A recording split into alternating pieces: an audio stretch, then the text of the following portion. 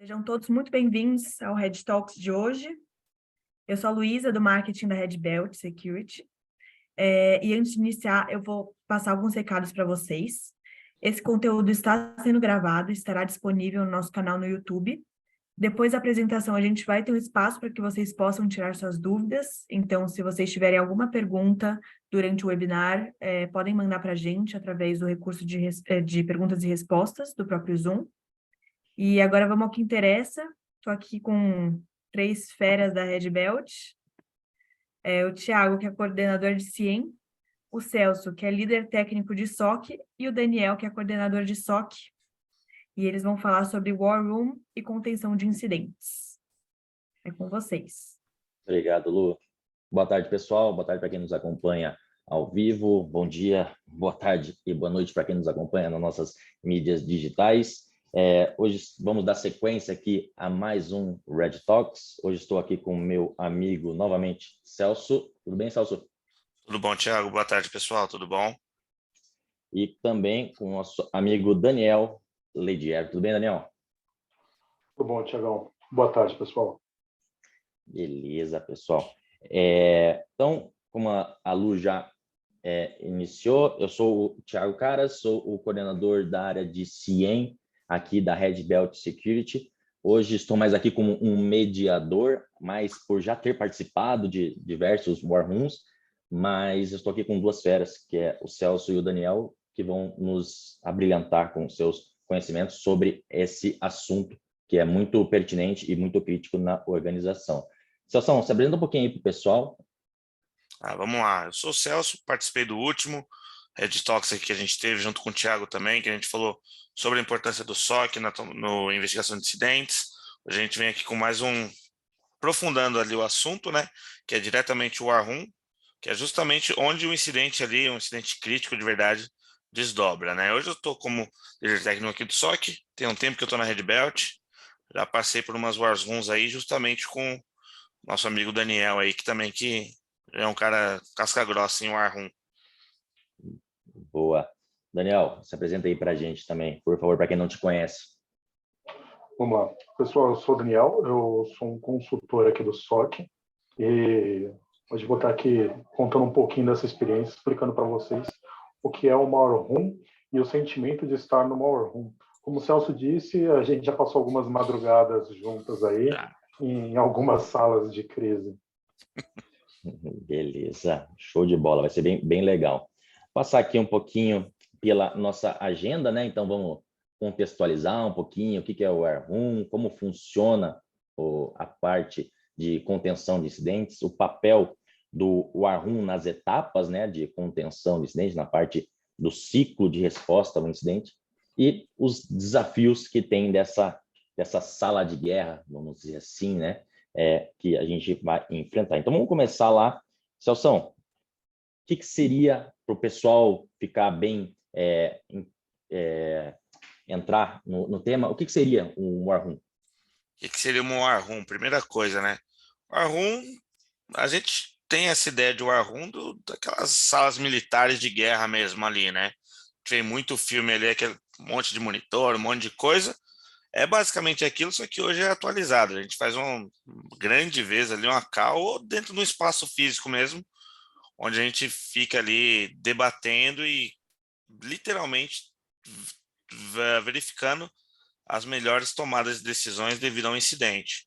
Geralmente o War Room é criada quando é um incidente crítico que impacta ou a operação diretamente, ou algum ativo crítico, algum C-level ali que está com algum dado exposto, alguma coisa crítica, que vai impactar diretamente isso daí.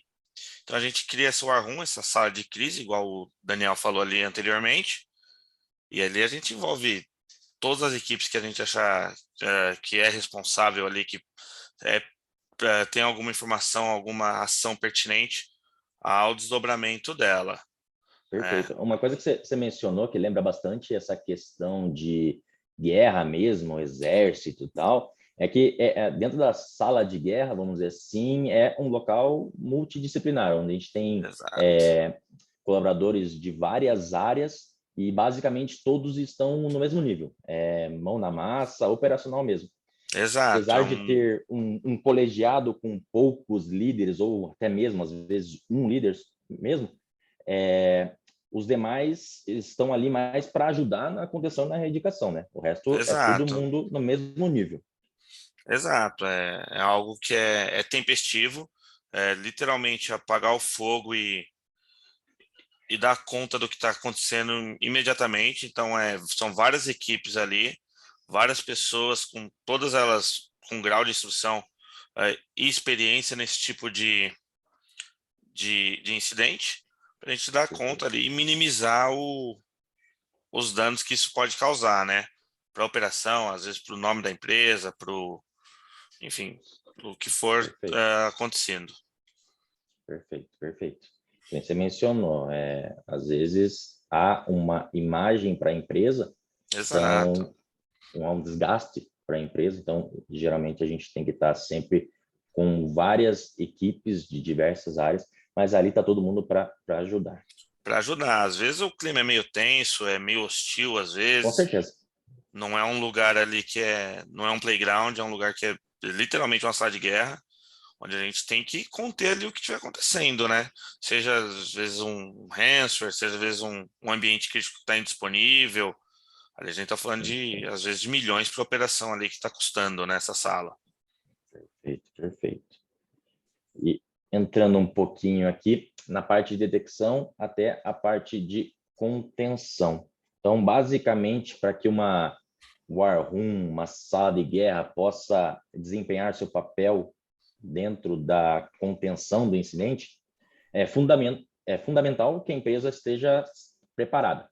Então, Exato. o ciclo de vida de resposta a incidente, dentro do ciclo de vida de resposta a incidente, desculpa, o War Room ele está inserido na questão de contenção.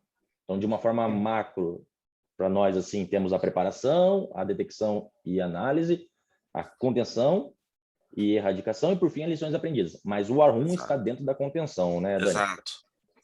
E ela já começa nessa parte de contenção.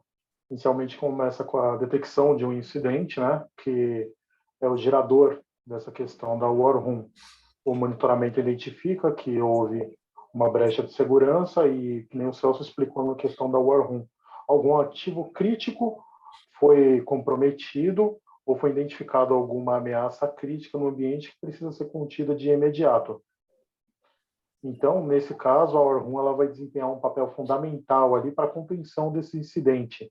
E, em seguida, ainda dentro da War Room é feita a erradicação. E, em tese, ela termina na erradicação, mas também não, porque tem as lições aprendidas nessa sala. Mais para frente a gente vai ver como é feita essas lições aprendidas aí no decorrer da War Room. Isso.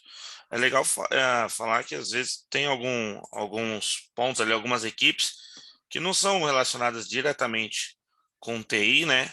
Mas que às vezes podem entrar ali também. Às vezes a equipe ali de marketing ali para informar que teve ou no caso de um ativo ali que foi criptografado, que teve dados vazados. Isso daí eles entram junto para a gente abordar também qual que é a melhor estratégia de estar colocando essas informações, por exemplo, para o público, dependendo do segmento que a companhia segue, né? Alguma coisa tem que ser aberta, por exemplo, para o público, tem que ver qual que é a melhor a medida, os órgãos regulatórios que tem que ser envolvidos. Então, não é só dizer que é a equipe técnica de segurança, de TI, que vai fazer isso, porque eu acho que às vezes não fica claro que fala assim, pô, é a equipe de TI que vai lá, que vai resolver um incidente. Mas estão resolvendo um incidente, só que tem tudo isso daí por trás, né? Várias equipes, literalmente. Continuidade do negócio, né? Porque, Exato. dependendo do segmento, alguns serviços públicos podem ficar indisponíveis. Então, tem a questão da marca. Então, tem que ter esse comunicado. Na War Room também é decidido como que esse comunicado vai ser passado, porque ele determina totalmente algo sobre a imagem da empresa. Então, é interessante mediar isso e até mesmo por estratégia. Como o Celso falou, é uma sala de guerra. A questões das informações que vão ser passadas, tem que ter algumas cautelas. Perfeito, perfeito. Exato. E como mencionou, A gente vai ver ali que um dos principais desafios também é a gente, que é mais no próximo slide, é ter o papel da liderança, né? Então, bem isso, a liderança não é só por onde a gente vai começar, mas é como a gente vai comunicar. Não, é bem perfeito essa colocação. Então, basicamente, da parte de detecção até a contenção, nós temos aqui um cenário hipotético onde um alerta foi acionado no sistema da empresa, indicando que houve um acesso não autorizado. Então, essa parte já seria mais na questão de detecção. Exato. E, anteriormente a isso, que corrobora muito com aquele nosso último webinar, meu e do Celso, que é a parte de processos, né? Então, os processos têm que estar bem alinhados, os processos têm que estar bem desenhados, para que quando chegar a necessidade de realmente abrir uma sala de guerra, cada um saiba desempenhar o seu papel e esteja com as devidas atividades a serem desempenhadas. Exato. Isso que você falou é importante ressaltar, Tiagão, porque tem o processo desenhado, né, num playbook, geralmente, todo ali o caderno de resposta a incidente, né? Isso daí tem que estar lá. Em caso de War Room, caso de uma sala de crise, as equipes envolvidas, quem é o líder de cada equipe, quem que participa de cada equipe. Mas daí a gente vai ver mais para frente, né? Acho que nos próximos slides aí vai ter uma parte tangente a isso aí. Perfeito, perfeito. Entrando aqui na parte dos principais desafios, né? Como foi mencionado já, é a criação de um líder, né? Então, muitas das vezes é o business owner da aplicação, do ambiente, onde ele vai ter a ideia do impacto do real, que tem o maior conhecimento, né, sobre a ferramenta, sobre a aplicação, e ele, se não for o líder único, vai ser uma peça-chave ali na liderança para que a gente possa seguir com as devidas tratativas na questão da contenção desse incidente, desse comprometimento do ambiente. Então, esse aí é um dos principais desafios, né, Celso? Isso, a gente define um líder, né? O que você falou, geralmente é o business owner ou o representante desse, onde ele que vai tomar as decisões ali junto da equipe que dá suporte para ele, para validar se as ações ali que a gente está sugerindo e verificando, enfim, criando dentro da War Room, como é que vai ser o impacto, porque às vezes a gente pensa num impacto na resposta do incidente ali direto, vamos conter esse incidente, a gente acaba planejando algo que pode ser que cause mais impacto, né? Perfeito, perfeito. Daniel? E é uma coisa que eu até é legal passar a bola para o Daniel, mas é aquilo, é a criação de um líder, e muito bem, como o Celso mencionou, a questão de ter um indicado do business owner, porque por mais que a gente queira, infelizmente, as war rooms não tem hora para acabar, né, Daniel? Não, infelizmente, não tem um início, meio e fim já pré-determinado. Eles existem, mas não tem um cronograma, uma receita de bolo, por mais que tenha a documentação e os passos, resposta a incidentes. Na War Room, a gente acaba descobrindo bastante coisa e ela pode se estender por um bom tempo. Inclusive, ela pode ser desmobilizada e mobilizada novamente através de checkpoints para ter status do incidente. Isso é importante, hein? Isso é um ponto legal para a gente comentar, porque às vezes a gente delega algumas funções, né, dentro da War Room, cada equipe vai seguir com essas funções, com essas decisões aí e volta, dependendo depois de um tempo ali estipulado, meia hora, 1 hora, 2 horas, enfim, 6 horas, que a gente volta ali para dar a cada um parecer de como está a situação do que está acontecendo. Perfeito, perfeito. Aí isso já corrobora com esse nosso segundo passo, que seria a parte de protocolo de comunicação, né? É aquilo, definir o modo de como será comunicado. Beleza, é o líder quem vai ser responsável pela atualização de um SharePoint, se está todo mundo numa sala de guerra física, é o líder que é o responsável por escrever no quadro, na lousa, onde for que estiver ali. Então, esse protocolo de comunicação é muito importante também, né? Que acaba sendo como o Dani mencionou. Beleza, daqui a 2 horas todo mundo volta. Mas como será feito? Então, o protocolo de comunicação é bem importante, né, Dani? Sim, é interessante manter, até por questão do histórico. Normalmente, um chat, um comunicador, ele vai manter o histórico e normalmente é colocado as evidências do que foi encontrado. E esses checkpoints aí é aconselhável justamente para rever o histórico e, como a gente mencionou já, ela pode durar diversas horas. Então, tem aquele revezamento de profissionais. Então, é passado todo esse histórico e manter uma comunicação é fundamental para evitar a comunicação paralela e perder o conceito da war room ali, porque chega uma hora que um está falando em um meio de comunicação, o outro está falando em outro, e as informações se desencontram. Então, é importante manter um canal único e, assim, conseguir manter o histórico e a organização da war room. Perfeito, perfeito. E esse protocolo também inclui na questão que você mencionou. Ó, daqui a 2 horas, por mais que esteja todo mundo na mesma sala, daqui a 2 horas vamos fazer um briefing do que foi feito até o momento, aonde estamos e quais são os próximos passos. Então, definir periodicamente. Aí vai de ambiente para ambiente, de 2 em 2, de 3 em 3, como será feito a contenção desse indisponibilidade do ambiente, por exemplo. Exato. E tem já que o Daniel triscou nisso daí, acho que é legal ir falando, que é importante ir documentando também, né, o que está acontecendo durante a War Room. Qual equipe está responsável por qual ativo, quais são as decisões tomadas, porque isso daí vai vai desdobrar nas lições aprendidas, né? Então não adianta a gente só responder o incidente, voltar para casa tudo contente, tirar o sono atrasado e não ter todo o processo, os envolvidos devidamente documentados, né?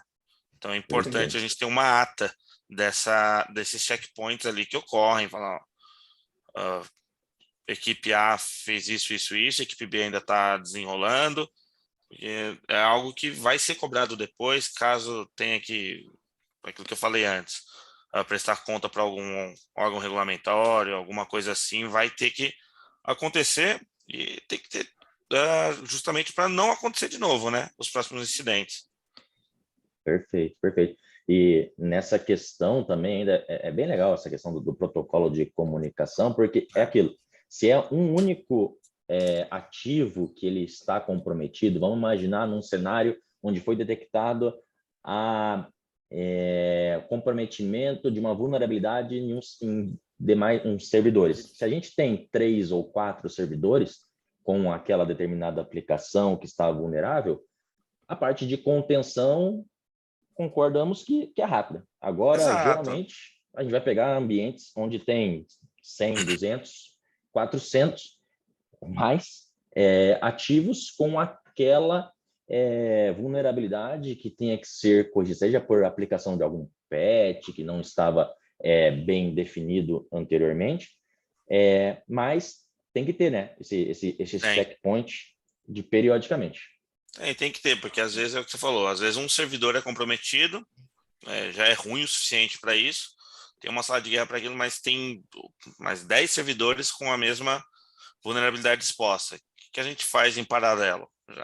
Já mapeia isso, já mapeia quais são os equipamentos, quais são as devidas ações que a gente tem que fazer para mitigar essas vulnerabilidades antes dele, enquanto em paralelo a gente está tratando do incidente.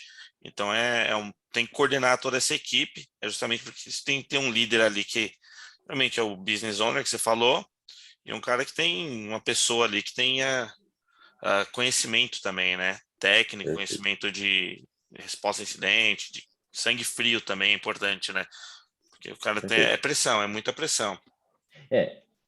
E nessa hora que tem a questão dos papéis e responsabilidades, né? Que é o nosso terceiro bullet aqui, vamos dizer assim, da parte de principais desafios da War Room, onde é aquilo, papéis e responsabilidade, matriz RACI é fundamental para que o War Room seja bem sucedido.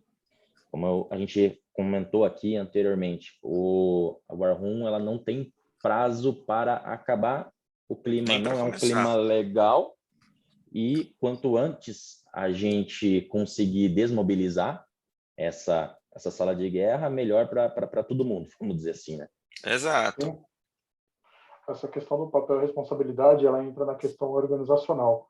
Se a gente parar aqui e ver, todos esses pontos aqui, eles estão entrelaçados entre si. É necessário um líder para criar essa organização, determinar o canal de comunicação e os papéis e responsabilidades. Porque é muito importante, que nem a gente fala bastante, sala de crise. Assim como numa sala de guerra real, o fator psicológico, ele conta bastante.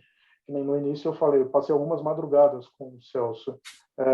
Você estava dormindo, você entra na sala de guerra, então tem até aquele tempo de você assimilar o que está acontecendo. Então, o fator psicológico ele conta bastante. E o que ajuda essa organização? Ter um líder preparado, já está decidido por onde vai ser a comunicação e os papéis e responsabilidades.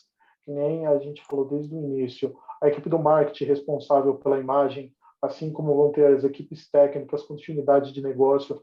Então, envolve bastante coisa para manter o negócio em funcionamento, estancar a questão de prejuízo financeiro.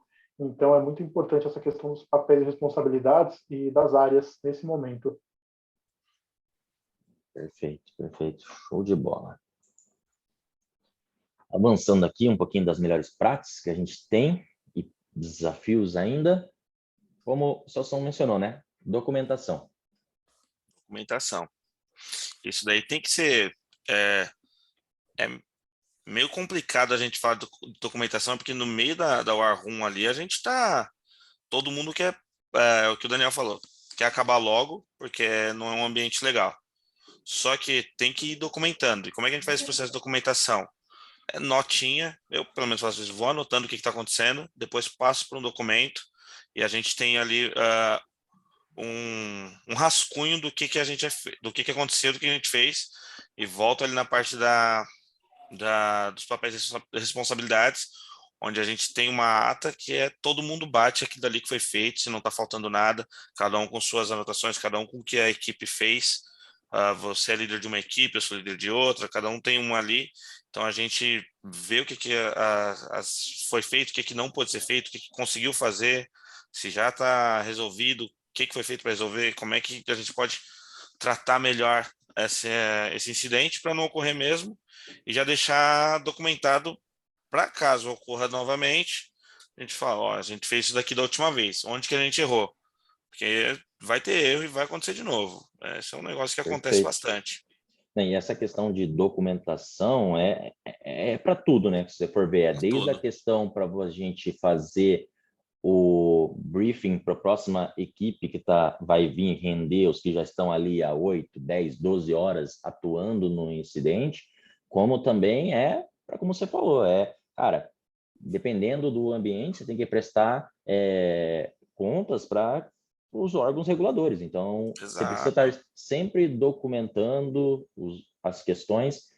Então, pequenas anotações são sempre muito importantes nesse papel.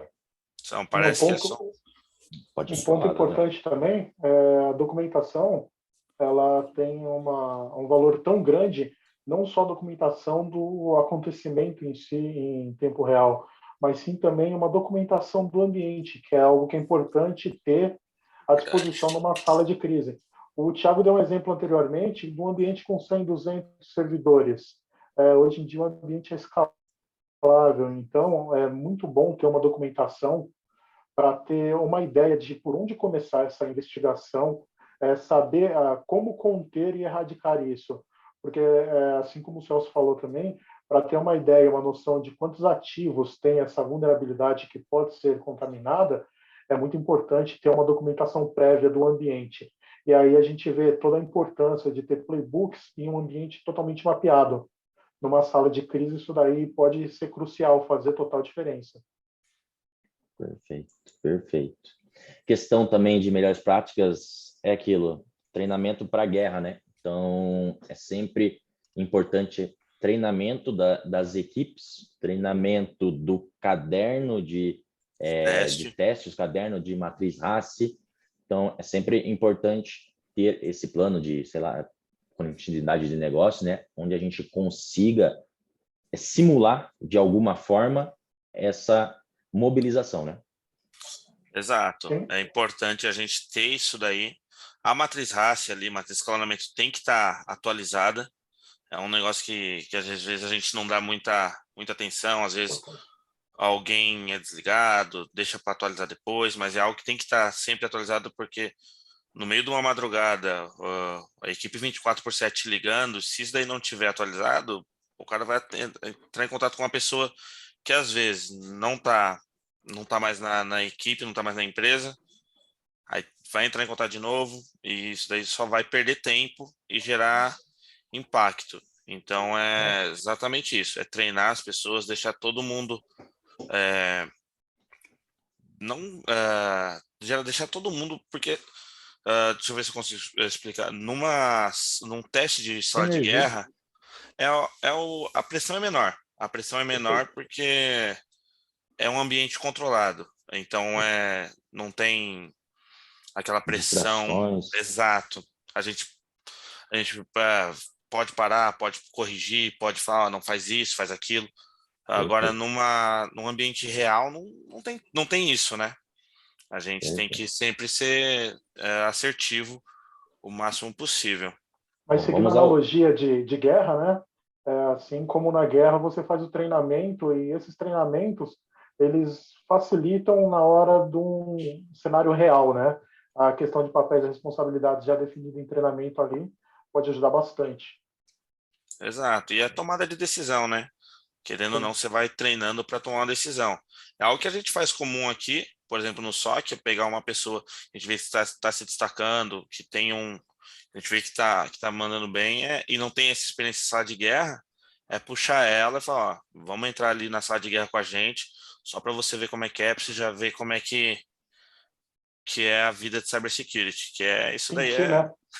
sentir na pele, para sentir como é que vive isso daí, para a pessoa falar, poxa, é assim então, não é legal. Não, perfeito. E aquela questão, né? Por mais que seja uma sala de guerra, às vezes os ânimos estão realmente à flor da pele, Exaltados. exaltados, tem que ser um desafio, e as melhores práticas é aquilo, é a ação coordenada. São coordenadas somente com um treinamento prévio, com uma documentação bem feita. Isso aí já pega um link com aquele nossa último Red Talks, que é papéis, responsabilidade, ferramentas, processos e pessoas. E Né? pessoas. Exato. Ferramentas, processos e pessoas. Então, a ação tem que estar bem coordenada nesse ponto. A principal questão desse ponto é a parte de que tenha, sim, a voz do líder sempre seguida, né? Então, tem que ser sempre uma ação coordenada, sempre os times estar bem atentos a todas as orientações que vão ser desempenhadas e seguidas dentro da sala de guerra. Exato. E um conselho ali, né?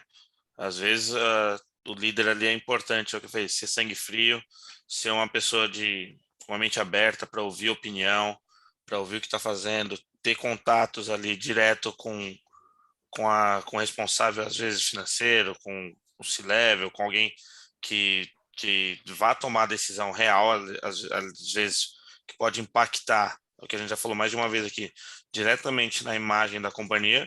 Então é algo que tem que ser uma pessoa específica, uma pessoa estratégica mesmo, onde ele saiba ouvir, saiba falar e saiba liderar.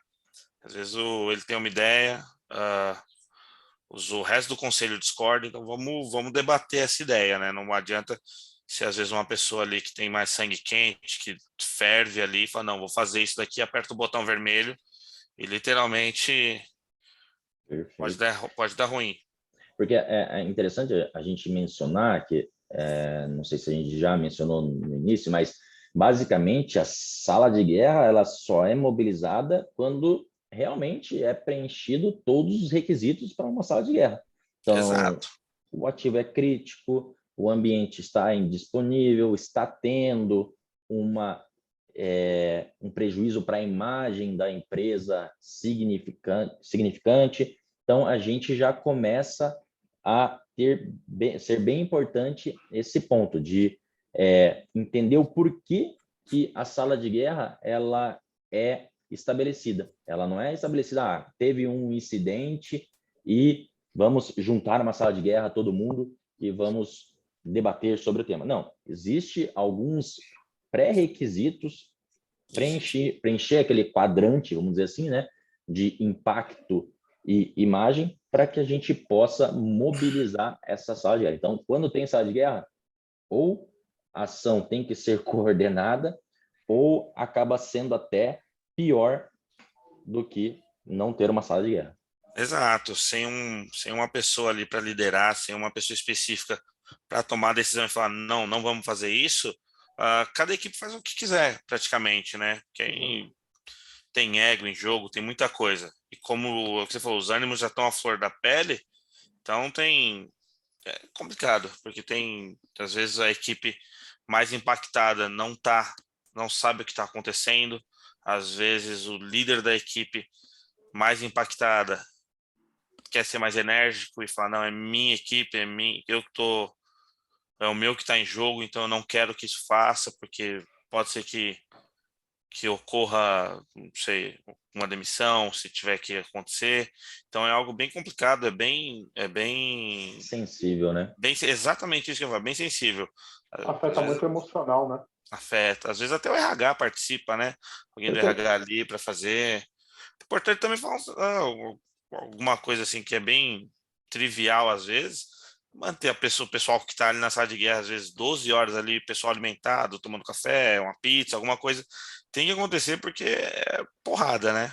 Não é algo tão trivial. Ficar 12 horas numa sala de guerra ali conversando e exigindo de você técnica e emocionalmente ali, né? Sim, constante, inclusive.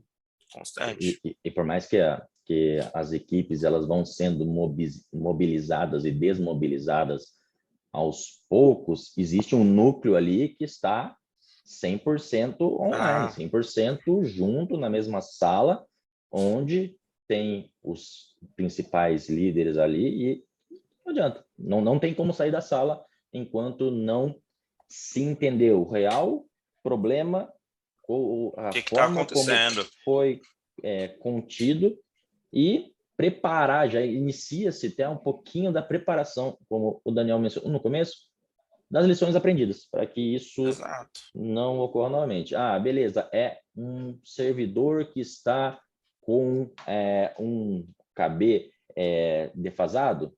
Por que isso não foi um processo rotineiro de verificação das atualizações? Beleza, aí a gente começa a entrar mais a fundo. Existia um risk acceptance para que não fosse aplicado esse KB, por esse KB poderia... Então, existe toda, vamos assim, na sala de guerra levanta-se o tapete, né? Então, vamos Exato. olhar para tudo. Exatamente. Exatamente isso. As lições aprendidas, elas são escritas no final, mas elas são aprendidas de fato no decorrer da sala. No final é só Exato. documentado. É porque durante a sala é o que vocês falam, onde as feridas são expostas ali, todo mundo põe o dedo delas, né? Não é algo que é tão tranquilo de se fazer. Justamente porque, às vezes, a área ali que está envolvida sabe daquele risco e às vezes não comunicou às outras. É por isso que é importante ter a comunicação clara, os processos definidos, que é o que a gente falou no último webinar que a gente fez. Perfeito. E aquilo, beleza, existia uma aceitação daquele risco, ele estava documentado, aí nessa hora você vai ver, putz, não foi feita uma avaliação de risco realmente a fundo. Então você vai ajustando os processos. Existia a aceitação do risco, mas não existia umas ferramentas para monitorar corretamente. Não existiam pessoas. Então a gente acaba caindo naquele mesmo papo. Ferramentas, processos e pessoas. Pessoas bem treinadas, capacitadas, que consigam auxiliar na erradicação, na contenção desses incidentes, caso Esse eles venham a incidente. acontecer. Eu acho que esses 3 pontos eles são a base para muitas coisas, não só para uma sala de crise. Eles são aplicados também no dia a dia. Então, basicamente tudo que a gente falar aqui vai de encontro com esses pontos. Perfeito, perfeito. Vai sim. É algo que a gente vai voltar no futuro a falar desses 3 pontos. Sim. Eu tenho certeza disso. Não, perfeito. Eu já cliquei aqui, já estamos indo para considerações finais aqui. Até essa questão que a gente já está debatendo aqui. Por que é importante ter uma pessoa com algum conhecimento nas ferramentas de monitoramento? No caso, eu aqui com o meu papel de coordenador de CIEM, é ajudar a descobrir, a fazer aquele hunting de por onde começou, como foi, qual foi o ativo, qual foi aquele comportamento que não estava de acordo. Então, é importante. Mesma coisa. Pessoas, processos e ferramentas. Sempre estar junto. Então, por isso que a gente tem aqui também esses 3 esferas aqui dentro da Red Belt, onde a gente já tem todos os processos, pessoas bem treinadas, capacitadas, para que a gente possa auxiliar sempre os nossos clientes a ter a melhor decisão numa eventual sala de guerra. Assim, eu acho que com o Daniel aqui, a gente já teve sala de guerra ali. Começou numa quinta e terminou numa terça-feira, né, Daniel? Então a gente já passou por alguma... A cada 2 6 horas. horas. Ou a cada 2. Inicialmente foram 2 dias a cada 2 horas e depois a gente passou ali, quando ficou um pouco mais tranquilo, já estava na erradicação ali, passou a ser a cada 6 horas. E a sala de guerra, ela não termina quando ela acaba. É até engraçado falar isso. Porque se você teve uma sala de guerra, é sinal que seu ambiente ali ele foi exposto de alguma forma. Então a monitoração ela passa a ser redobrada e qualquer alarme passa a ser suspeito. Então a sala de guerra ela ainda tem uma certa extensão, que é onde você vai estar alerta em dobro devido ao acontecimento. Assim, é de orelha em pé, literalmente, porque tem parte das lições aprendidas, né? A gente vai aprendendo, documentando, mas é nome do host, IP de atacante, é o que o Thiago falou. No CIEM ali a gente já deixa uma busca preparada, fala, se qualquer esse usuário aqui aparecer, se já levanta a mão, porque a gente tem que ver o que está acontecendo com ele, porque ele está comprometido. Esse host aqui já não existe mais, se tiver alguma coisa ali, a monitoria já está comunicada, então se precisar, entre em contato de novo e a gente mobiliza toda a equipe que estava ali na sala de guerra de novo, para a gente impedir que o incidente continue acontecendo, né? A gente represar isso daí o quanto antes. Sim, ainda mais quando é em cima de um risco assumido, né? Porque você identifica toda a anatomia do ataque e aí você direciona a sua monitoria em cima de todas essas fases que foi identificado nesse ataque, né? Nesse incidente. Então você acaba tendo lições aprendidas e atenção redobrada em cima de um risco assumido já. E não, como você mencionou, a sala de guerra ela não acaba quando termina. Depois tem vários to-dos para que a gente possa aprimorar lições aprendidas, aprimorar o ambiente, evitar ao máximo que venha a ocorrer novamente qualquer tipo de indisponibilidade do ambiente por aquele mesmo erro. É aquilo. Errar a gente pode, mas não no mesmo erro, né? Então, tem que estar sempre com as lições aprendidas bem afiadas. Assim, a gente pode tomar um tombo, mas não sempre o mesmo, né? Perfeito.